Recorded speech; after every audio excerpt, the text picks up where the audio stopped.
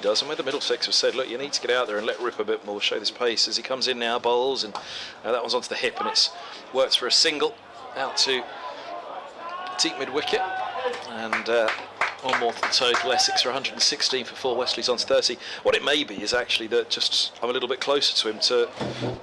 We feel like we're right on top of the pitch here. We're not quite in line, but we are very close to it. It feels like a really good viewing position. I noticed something in Bamba's run-up that I hadn't noticed before when he was running from just down below us at the river end.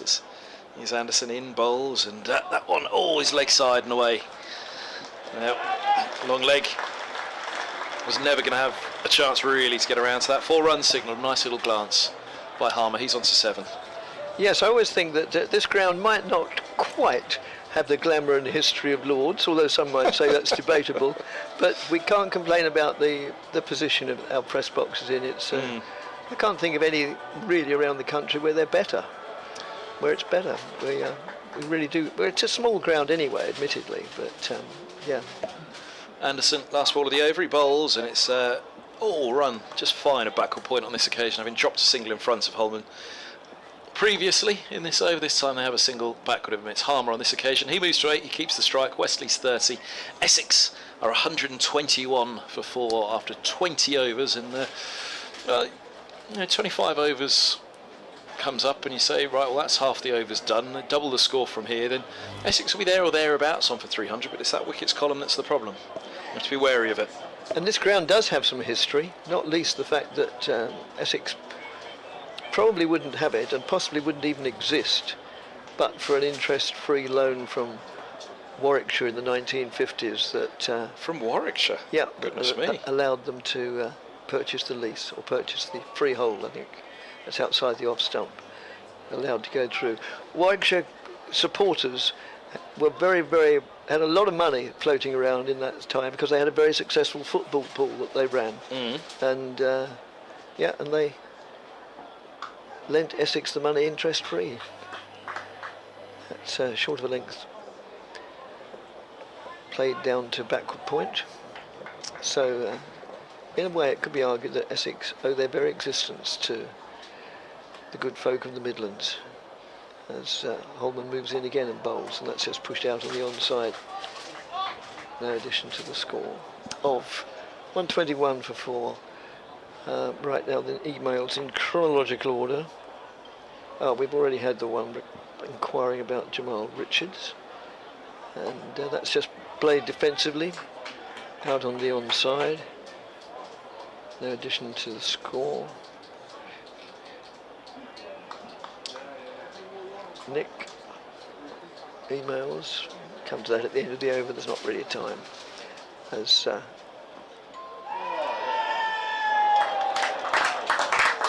it's bowl. LBW. Thank you, Kevin, for indicating that. I had half an eye on the emails and half an eye on the cricket, and probably too much on what one. It looked like. The replays on the big screen up above you there. I must admit, yes, the last one, which was caught behind off Holman, and you called it straight away, caught behind, and I thought, I'm sure that's LBW. And then this one, LBW. Unless, has he given it caught? Has that one gone through? No, it is. It's LBW. LBW. LBW for 8. Yeah, I didn't think it went through. I just heard the announcer say, I thought he said caught. But LBW Holman for 8, and Harmer's gone. And, we saw a little bit of turn in that first over from De Carey's at the Hayes close end, and now up from the river end. Holman's having some fun, 2 for 17 or 5.5. An excellent economy, which is great to see from Holman, who's lost his place in the championship side to Carey's. But bowling well here, and bowling a crucial little spell right in the middle of the innings when they're 1-2-1 for 5 now, Essex, and we just said they might just get to the halfway stage and be halfway towards 300, but Middlesex are halfway through the wickets, well before the halfway point of the innings. Yes, indeed. So Charlie Allison, the younger of the two Allison boys, comes to the crease. And he's had a good run that's better than most in this competition. He's also I think he's probably the youngest in the side. He's only 18 last March, and Yeah, Ben Allison is his older brother.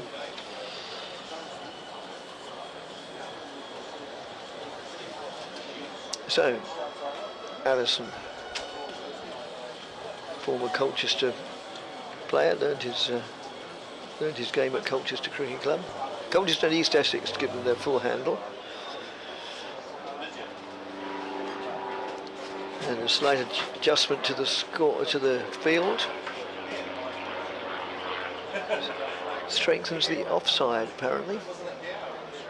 Holman's still not quite happy. He's pushing square leg, or no, he's pulling the square leg in slightly, matter of half a dozen yards at the most, if that, as Holman moves in. Bowls to Allison. Goes forward defensively, trickles back to the bowler. End of a very successful over, 121 for 5, and Nick says, bearing in mind Essex are restricted due to the 100, I think they are doing the right thing, re-team selection. Well, so do I, Nick. Yes, I think that was the gist of what I was saying earlier on. I'm quite happy with the team selection, even if it doesn't bring about immediate success, but you know, it's a long-term plan. Succession planning, I think they call it in business circles. That's about the limit of my knowledge of business circles. Have you watched that show, Succession? No. Oh, it's good. Yeah, I hear it was, yes. I often miss out on these things. I kind of envisage it's a bit like the dicing up of the Essex fixtures at the start of the season between the BBC Essex commentators. I'll have that one. I'll have that one. That's mine. Don't go near that. Oh, those days are over. We're told what we're doing now. What, even toppers? Oh, especially, I think. Here's Anderson. He's past the umpire. He bowls and forward goes. Wesley pushing back up the track. The value of the wicket of Wesley at the moment. Well, no, it's not totally. Well, it is to a large extent true. Not that we mind. Good grief, saves us having to make decisions. Oh goodness me. Exactly. Never been my strength, but well, I don't think so. Here's Anderson, he bowls, and this is run away down to deep third. Very good. 1-2-2 for 5. Essex, well, they have a clear decision to make here, and it's got to be long-term thinking, not short-term. With regard to this innings, let alone team selection. No, probably both, indeed. Well, yes.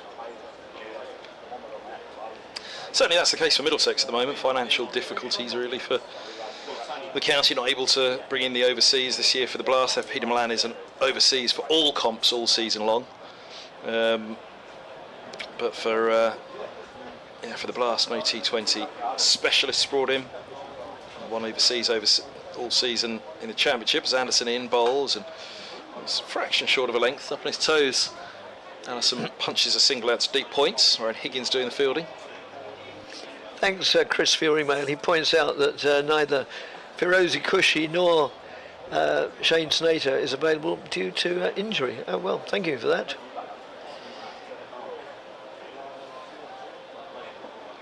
Brian emails, tell you about that in a moment.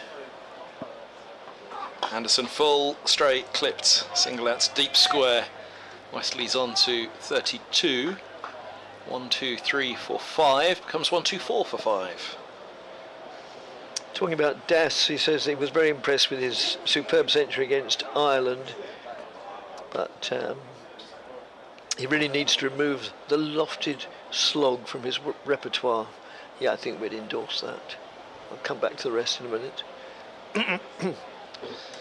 Anderson bowls, open face drive from Allison. It's fielded at backward point by Holman. Almost looks a little rueful there, Allison, as he returned to put his bat back in the crease. I think, yes, he replays it now with less of an open face and more a crisp punch through the cover point region. There's a sweeper out there, Higgins.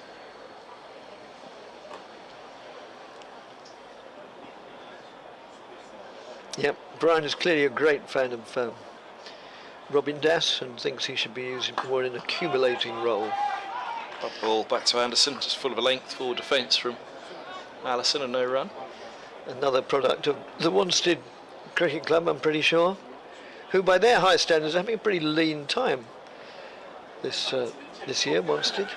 By their own high standards, they haven't been out of the top 3 in the Premiership for donkey's years, and now they're lying about 6th, I think. Oh, Yeah. Produced many a player for the Essex side. do you ever get along to see any of the games? Sorry? Do you ever get along to see any of the games in the Essex League? Oh yes, nearly every Saturday I go Do and you? watch one. Yeah. Good man. Yep. Tomorrow I'll be watching Hadley and Thundersley in the Premiership, a club that I played for a few seasons. As Holman moves in and bowls. Oh yes, virtually every Saturday, well, weather permitting. Obviously, I go and watch a club game. It's the version of the game with which I can most identify, having played club cricket for more decades than I'd care to admit. And Holman moves in again and bowls, and that's just worked away square on the onside. And they go through for comfortable single to bring Wesley up to 33. Allison on a single. Yeah, in fact, it's going to be a good match at Hadley Cricket Club tomorrow. They're Hadley and Thundersley in the south of the county. They're playing Brentwood. I think it's 5th against 3rd, off the top of my head. There's also a match there today against an international 11. Thundersley. Yes. That's down the leg side. Signalled wide. It's an ominous name for a cricket club. It is really, isn't it? Yes, it's a little... Should we arrange a fixture? Yeah, all at Thundersley are free and away games. 2-hour trip. What do you reckon?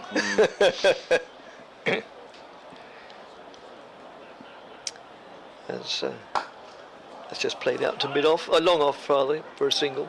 Very straight. Yeah, there were 2 clubs originally, Hadley Cricket Club and Thundersley Cricket Club, and just after the war, so I'm told, I hasten to add, they amalgamated in an attempt to rebuild and start again after the ravages. Oh dear. Highly successfully as well, highly successfully. Despite the fact that I played for them for a few years. That's worked away on the onside, no addition to the score. Dover away. That was my rained-off one when I was playing for Catford. Oh, right. Going all the way from Catford to Dover for a rained-off game. Oh, you didn't know till you got there, no? No. That's worked away on the onside. Now I've played cricket at Catford in my dim and distant past. I don't know if it was against... I'm sure one of the big London business houses had ground in Catford near the railway station. May have been a bank. It's just pushed out on the onside. 1 run accrues. Well, Catford, that's a pretty good level of club cricket, isn't it? Yeah, it was reasonable, yeah. Kent Championship. Yeah, well... Beckenham, where Middlesex are on Sunday, indeed, to play Kent. That's where all the banks had their yes. their grounds, wasn't it, Beckenham? I wonder who it was who had a ground at Catford. I mean, it wasn't Catford we played, 'cause I'm sure it was a business houses league from London when I was working in the city at the time. No, don't know. Yeah, Daniel Bell Drummond was a Catford player. Oh, right. Here's to Carey's of Radlett. Speaking to Mark Stoneman. Well, where hasn't he been now? England, Surrey, Durham, now Middlesex. He'll always be Durham at heart, though, won't he? No doubt about it when you speak to him. Much like the man who runs across in front of him, Sam Robson, England Test player, but of course... in fact, is that Robson? It's Anderson actually going across to backward point. Where's Robson disappeared to? Can't see him anywhere. Find him in a moment. Here's to Carey's from the Hayes close end. He's right arm over the off spinner. Bowls. This is swept. It's a short fine leg. It gets past Cowshall. It's away for 4. Deep square can't get around either. And from somewhere beside or indeed underneath the covers, that ball's going to have to be retrieved. 4 more to the total. 1, 2, 9 for 5. 1, 3, 3 indeed for 5 now. Allison's first boundary. He's on to 7. Carey's 3 for 32 from 5.1. Holman 2 for 22 from 7. All 5 wickets to the spinners. Don't know if it's now rectified, but we've had a couple of emails to say the live stream isn't working. Oh dear. One of which was only 5 minutes ago. Bowls. This is bumped back to him by Allison. There's no run now. Would that be that's the live stream, not the BBC, is it? So. Oh, no. Well, I don't know. Maybe. We shall see. Carey's Bowls and playing around that one. Allison is playing a risky game there. Big appeal from De Carey's, but maybe he was outside the line of off. Reasonable stride in, but certainly you can see that bat face closing from quite a straight line as his. De Carey's, he bowls and it's wristily run to short third. Ethan Bamber. Sort of snap of the wrists opening the face on that one.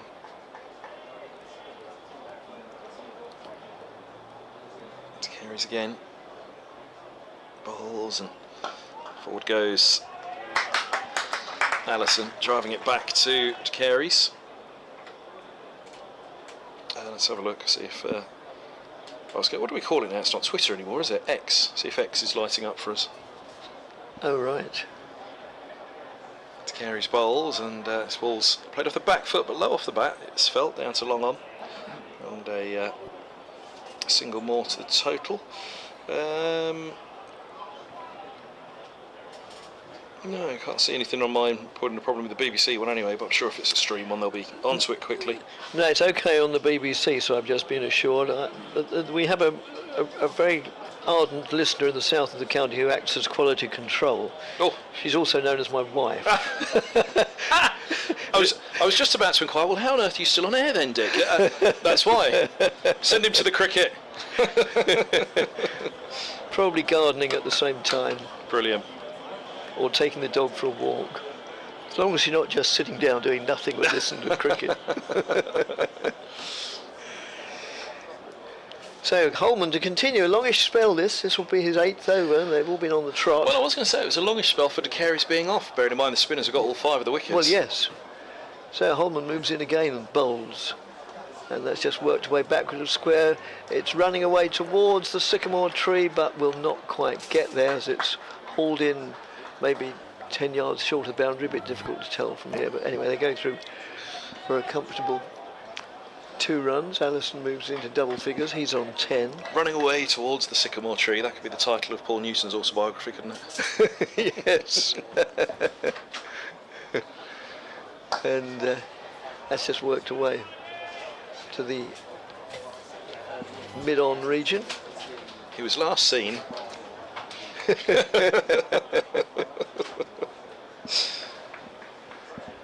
He moves in a mysterious way. Something to do with the knees. So mystery is still standing. That's just worked away on the onside for a comfortable single, absolutely square, just near the umpire. The other umpire is Naeem Ashraf. And he's at square leg. Not quite the weather that was forecast. It was meant to be sort of wall-to-wall sunshine. Personally, I don't mind that it's not. It's pleasantly warm, and we're not having to squint into the sun. But, I even a shorter length outside the off stump, played out to extra cover. I even took the precaution, going by the weather forecast, it was going to be brilliant sunshine all afternoon, of wearing a long-sleeved shirt, because otherwise I've known from past experience that sitting in this window with the sun streaming in can turn parts raw red or red raw. But it's not going to be the case today. That's played out to extra cover, but it's still a very pleasant day. Good day for both watching and playing cricket. Essex having won the toss, 139 for 5. We're coming towards the end of the 25th over, so that'll be the halfway point, which it now is as one more run accrues, taking it up to 140. So the halfway point, 140 for 5. Middlesex will undoubtedly be the happier of the two sides, I would have thought. And but on the other hand, Essex are doing okay, but still to come. There's Will Buttleman, Aaron Beard, Aaron Nejar and Jamie Porter. So yeah, there's a bit of batting to come, but I think realistically Essex supporters would rather see these two stay there as long as possible. It's going to be a break now for it's reached the halfway point for drinks not a strategic. They call it a strategic timeout in the 100, don't they? They do. But I think the Indian Premier League as well. I think they all have these ones there, don't they? I'm not sure you have the. Well, we don't have it in Blast yet, do we? But I think it started in the Indian Premier League, didn't it? Which I think was also just another way to get an ad break in, wasn't it? I think so. Yes. Good grief. First, if you can't play 100 deliveries without needing a break, then well, it's a bit strange to my mind. But what do I know? So, in summary, it gives us an opportunity to run through the card very quickly. Robin Dowse caught Cracknell, bowled De Carey's 21. Michael Pepper caught Anderson, bowled De Carey's 31. Bo Webster stumped Simpson, bowled De Carey's, no score.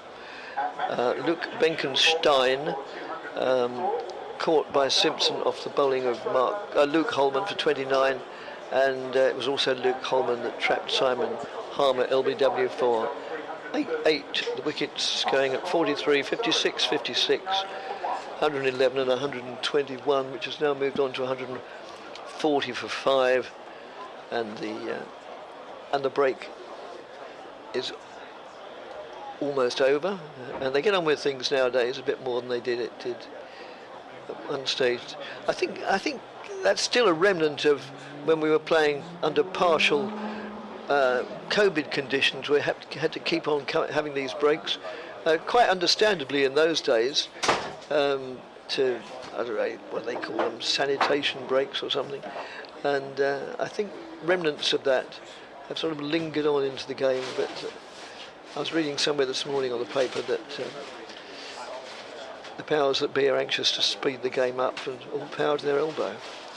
Carey's in, bowls, and this ball's worked off the back foot for a single by Wesley out towards deep mid-wicket, and they'll turn for 2 indeed. As the orthodox mid-wicket and the deep fielder in the deep, the sweep, whether he's more around towards square leg. The pair get there together. There's a slip and a slide as it's returned by Jack Davies, but return it he does.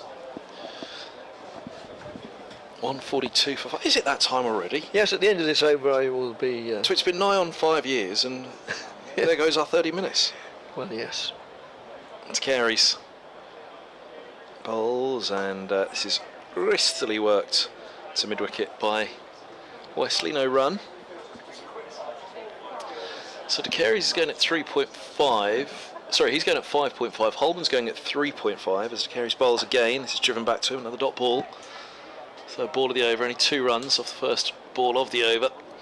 Yes, Holman's 2 for 28 from 8. De Carey's 3 for 35 from 6.3. Can he get out of this over cheaply against Wesley? 38 from 48. He bowls, and Wesley over the top of it, nudges fine of De Carey's. That should just be a single because deep square coming up, or deep mid-wicket. Joe Cracknell. Oh, yeah, what was with that throw? I think Simpson's having a little bit of a look back at him. Unimpressed. Cracknell, well indeed, the two that combined out there, Davies and Cracknell, both wicket keepers themselves. So should have known better. But it was backed up anyway, is it? I think the throw must have just been too close and hit somewhere towards one of the footholds right in front of the stumps on Simpson as his. De Carey's bowls past the edge. Oh, almost just floated it past the edge, didn't it? It was almost as though you'd have thought Holman bowled that, the leg spinner. Just a little bit of bounce past the attempted push on the front foot from Allison. He's forward now and chips it slightly. He had to be wary to not to close the face too much there, didn't he, as he turns it down to long on for a single. It's 1 for 4 for 5. Wesley 39, Allison 13. And before I take my leave, I'll just thank Chris for his email, who points out it was the private banks who played at Catford, and then lists examples of private banks, which, being the BBC, we can't mention. But thanks, Chris. Thanks to Dick Davies. He'll be back in a few moments. In half an hour indeed. Replacing me, Paul Newson. Coming to sit down as Ryan Higgins comes on to bowl from the River End, replacing Holman. 2 for 28 from 8, Holman. Good spell from him. Higgins gets his first go with the ball. Wonder. Maybe Stoneman just feeling that the batters had settled a little against Holman, try and bring him back maybe when there's a new batter in, or indeed when they're trying to hit out a little bit later in the innings, bring the wrist spinner back. See if Higgins can produce a little bit of magic here, and well, a couple of wickets at this stage and Essex would be really... Oh, he's bowling from the river end.